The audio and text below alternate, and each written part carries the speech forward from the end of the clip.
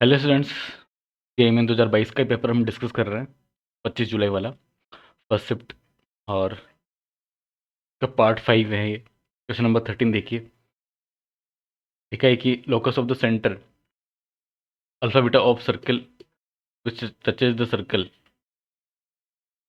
X square plus y minus 1 का square equal to 1 externally and also touches the x axis is alpha F of alpha beta.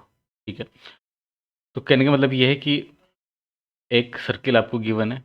ठीक है, given circle बना दिया जिसका centre 0,1 है, यानी कि वाई एक्सिस पे होगा। ठीक है, ये तो गिवन सर्किल बनाया और एक्स एक्सिस को टच कर रहा है। ठीक है, ऐसा कोई सर्किल है जो इन दोनों को टच कर रहा है, तो मान लेते हैं कि वो ये वाला सर्किल बना दिया हमने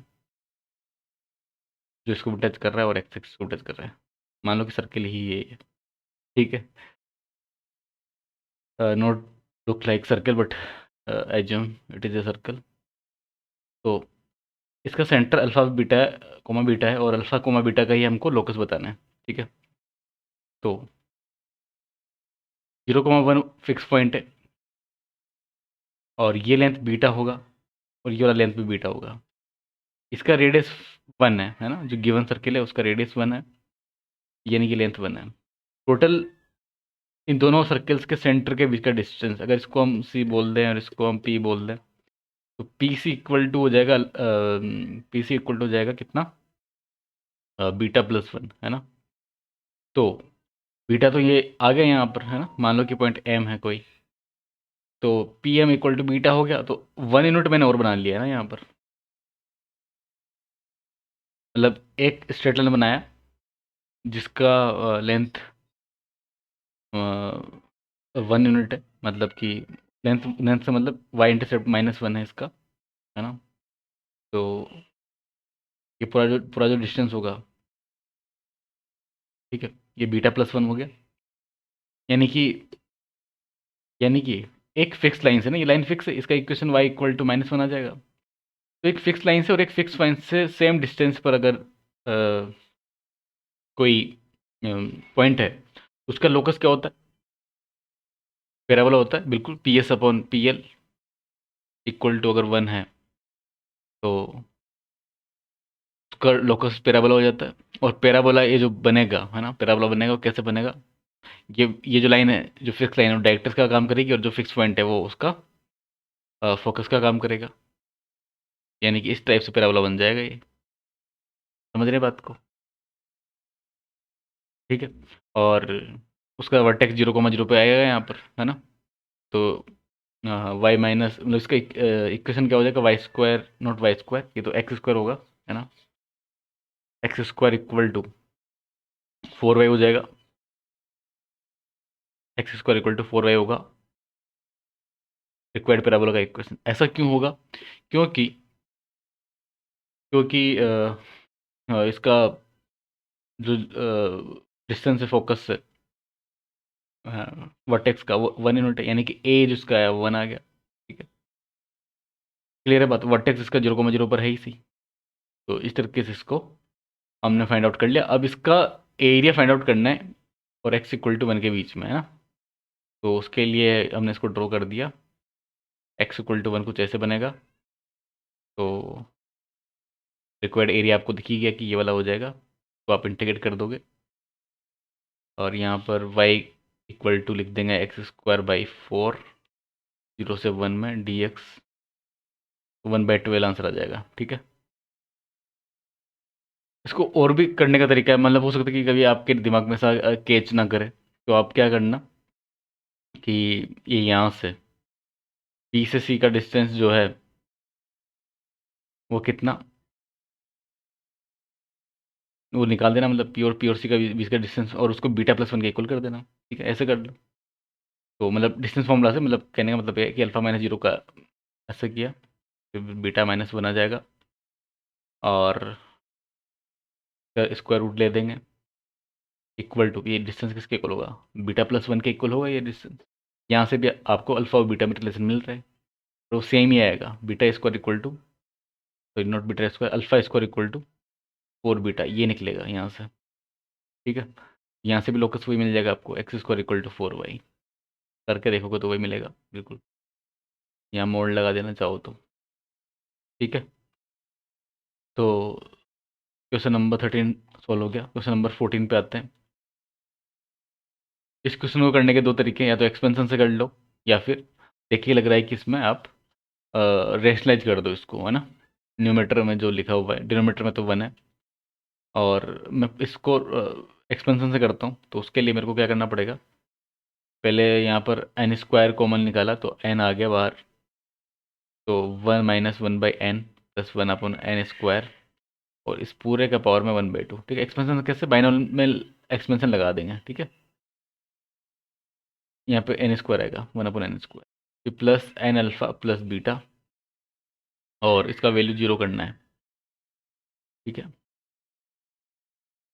फिर आगे देखो एक्सपेंशन कैसे लगाएंगे इसमें।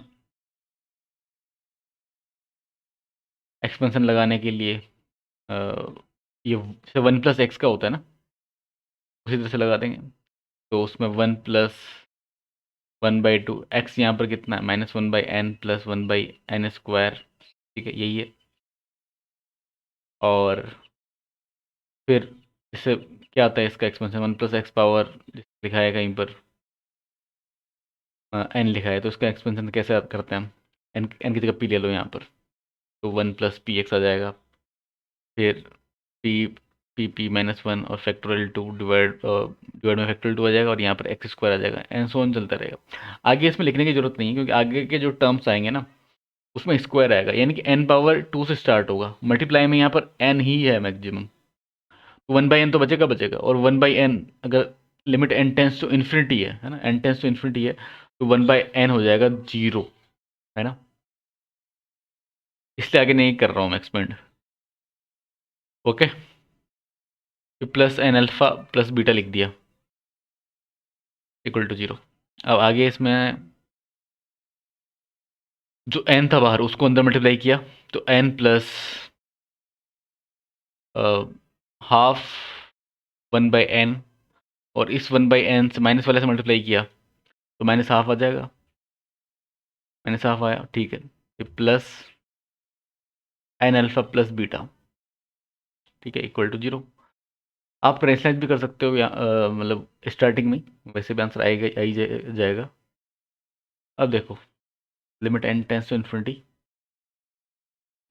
ये 1/n वाला तो टर्म 0 बन गया। ठीक है, बाकी जो बचा हुआ है उसमें से हमने n कॉमन लिया, और 1 + अल्फ़ा प्लस बीटा बन रहा है, और अगर इसको 0 होना है तो देखो अल्फ़ा कितना होना पड़ेगा, अल्फ़ा को होना पड़ेगा -1, एंड बीटा विल बी 0। ठीक है, बस यही करना पड़ेगा इसमें। ओके, तो अल्फ़ा वैल्यू -1 आया, बीटा 0 आया, तो पुट कर दो यहाँ पे, यहाँ पर। अच्छा, एक मिनट एक मिनट, इसमें एक टर्म और भूल गए हम, ये माइनस हाफ था ना, हाँ, तो माइनस हाफ रहेगा यहाँ पे, तो बीटा 0 नहीं आएगा, बीटा हाफ आ जाएगा। ठीक है, तो बीटा इक्वल टू 1/2, ये ध्यान रखना। तो बीटा हाफ आ गया, अल्फ़ा -1 आया। अब अल्फ़ा प्लस बीटा करना था हमको, अल्फ़ा प्लस बीटा हो जाएगा -हाफ,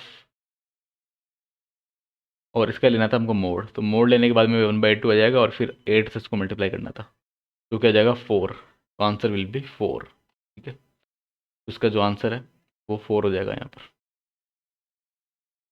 और हमारे पास जो अवेलेबल क्वेश्चन है उसका आखिरी सवाल है, फिर इसके बाद में हम 25 जुलाई वाला सेकंड शिफ्ट का पेपर डिस्कस करेंगे। ठीक है, तो इस बार में लिखा है कि which of the following is tautology. Tautology का मतलब जानते हो आप, कि एंड रिजल्ट जो है, जब हम ट्रूथ टेबल बनाते हैं तो वो टी आ जाए सब में। ठीक है, और जिस हिसाब से ये लिखा हुआ है ना कि क्यू इम्प्लाइज या पी इम्प्लाइज दिया हुआ है, तो उसमें जैसे ए इम्प्लाइज बी अगर होता है, ठीक है, फॉर्मूला मैं बता रहा हूँ आपको, ये किसके इक्विवेलेंट होता है, ये होता है नेगेशन ऑफ ए और बी के, है ना।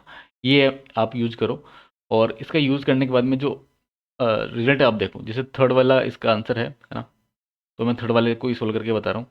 तो इसमें नेगेशन ऑफ क्यू आ जाएगा, फिर और फिर जो ये पूरा का पूरा एज इट इज आ जाएगा, यानी कि नेगेशन ऑफ पी और क्यू। अब ये किसके इक्विवेलेंट होगा?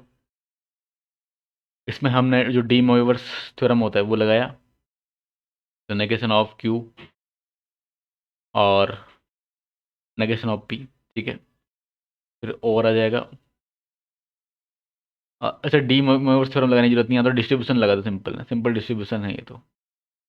नेगेशन ऑफ क्यू और क्यू, ठीक है। तो नेगेशन ऑफ क्यू और नेगेशन पी, अच्छा ये टोटोलॉजी बन रहा है ना, नेगेशन ऑफ क्यू और क्यू, ये टोटोलॉजी बन रहा है। और अगर आपने जो है टोटोलॉजी यहाँ पर यूज किया, वो बीच में और लगा हुआ है, ये कितना हो जाएगा? टी आ जाएगा, टोटोलॉजी आ जाएगा, तो बस ये इसका आंसर है, ठीक है। तो इस क्वेश्चन को हमने इस तरीके से सोल्व किया। बाकी के पेपर्स पे हम डिस्कस करेंगे, सेकेंड शिफ्ट वाला डिस्कस किया जाएगा अब इसके बाद में। तो अभी के लिए इतना ही, इस लेक्चर में इतना ही, मिलते हैं नेक्स्ट लेक्चर में।